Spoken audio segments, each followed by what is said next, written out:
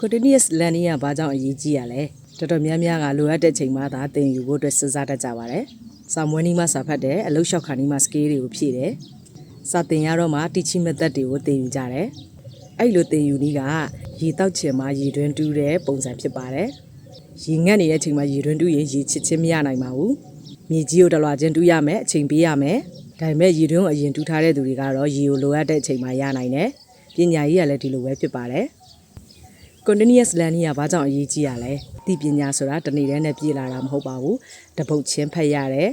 တစ်နေ့ချင်းလေ့လာရတယ်ဖြည်းဖြည်းချင်းစီသင်ယူရတယ်နေ့စဉ်နေ့တိုင်းသင်ယူရတယ်နည်းနည်းချင်းစီစုဆောင်းရတယ်အဲ့ဒီနည်းနည်းချင်းစီစုဆောင်းထားတာတွေကမှကိုယ့်အတွက်အရေးချင်းတွေဖြစ်လာပါတယ်ဒါကြောင့် Continuous learning ဆိုတာအမြန်ရလက်ကိုမျှော်မှန်းတာမဟုတ်ပါဘူးနေ့တိုင်းနည်းနည်းချင်းစီတိုးတက်ဖို့ရည်ရတာပါဒီနေ့လေ့လာထားတဲ့စာတစ်မျက်နှာနားထောင်ထားတဲ့အကြောင်းအရာတစ်ခုရလာတဲ့အတွေ့အကြုံတစ်ခုအဲ့လိုသေးသေးလေးတွေကပဲမနစ်ဖြန်မှာကိုယ့်ဘဝကိုပြောင်းလဲပေးမယ့်အင်အားကြီးတစ်ခုဖြစ်လာတာပါဒါကြောင့်မလို့အသေးလို့မတင်ယူထားတာမျိုးမလုပ်ဖို့ပြောချင်ပါတယ်ဒီနေ့ကစာပြီးတရက်ကိုနည်းနည်းတင်ယူတဲ့အလေးချင်းကိုမွေးမြူကြရအောင်နော်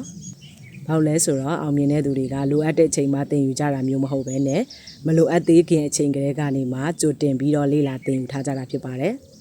ဒါဆိုရင်တရက်ချင်းစီမှနည်းနည်းချင်းစီလေ့လာထားကြရအောင်နော်ဒီဗီဒီယိုကိုအဆုံးထိကြည့်ရှုပေးရတဲ့ကြောင့်အားလုံးကိုကျေးဇူးတင်ပါတယ်